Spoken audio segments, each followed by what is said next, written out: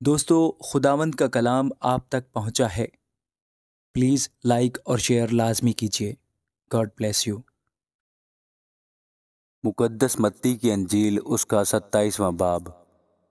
جب صبح ہوئی تو سب سردار کاہنوں اور قوم کے بزرگوں نے یسوع کے خلاف مشورہ کیا کہ اسے مار ڈالیں، اور اسے باندھ کر لے گئے اور پلاطس حاکم کے حوالہ کیا۔ جب اس کے پکڑوانے والے یہودا نے یہ دیکھا کہ وہ مجرم ٹھہرایا گیا تو پچھتایا، اور وہ 30 روپے سردار کاہنوں اور بزرگوں کے پاس لا کر کہا، میں نے گناہ کیا کہ بے قصور کو قتل کے لیے پکڑوایا۔ انہوں نے کہا، ہمیں کیا، تو جان۔ اور وہ رپوں کو مقدس میں پھینک کر چلا گیا اور جا کر اپنے آپ کو پھانسی دی۔ سردار کاہنوں نے روپے لے کر کہا، ان کو ہیکل کے خزانے میں ڈالنا روا نہیں، کیونکہ یہ خون کی قیمت ہے۔ بس انہوں نے مشورہ کر کے ان رپوں سے کمہار کا کھیت پردیسیوں کے دفن کے لیے خریدا۔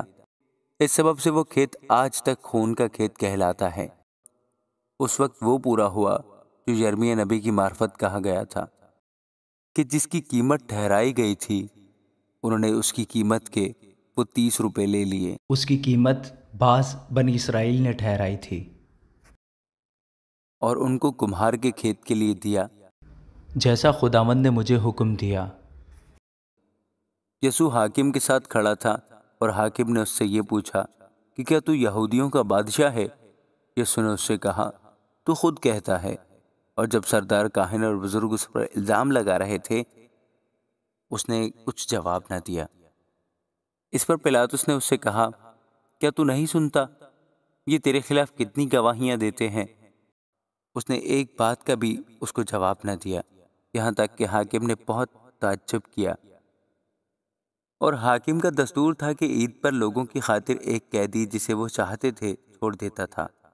اس وقت برابا نام اس کا ایک مشہور قیدی تھا۔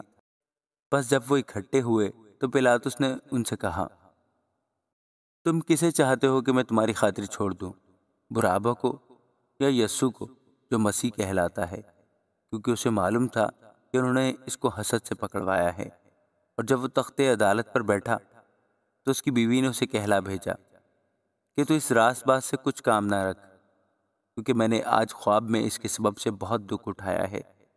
لیکن سردار کاہنوں اور بزرگوں نے لوگوں کو ابھارا کہ برابا کو مانگ لیں اور یسوع کو ہلاک کرائیں۔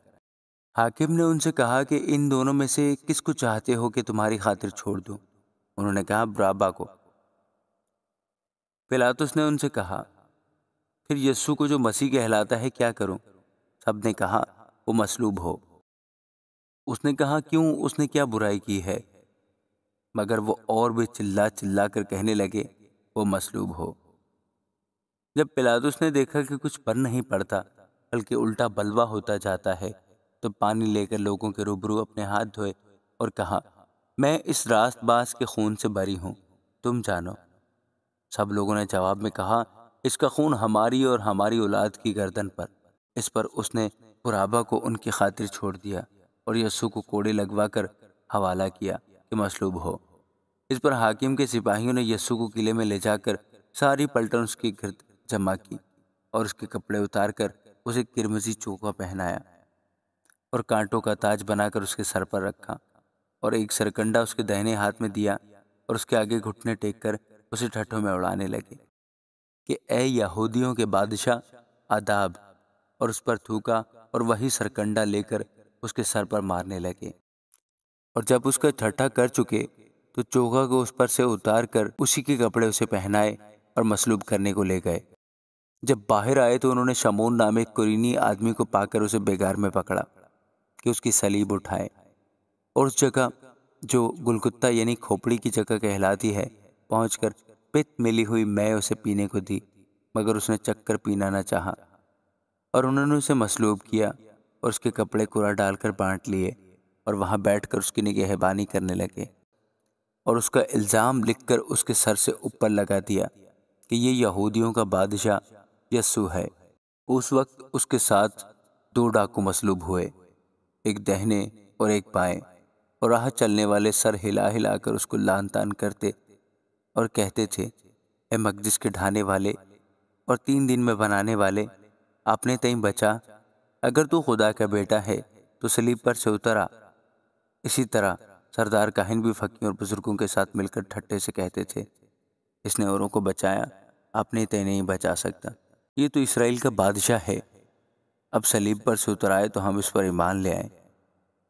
اس نے خدا پر بھروسہ کیا ہے، اگر وہ اسے چاہتا ہے تو اب اس کو چھڑا لے، کیونکہ اس نے کہا تھا میں خدا کا بیٹا ہوں۔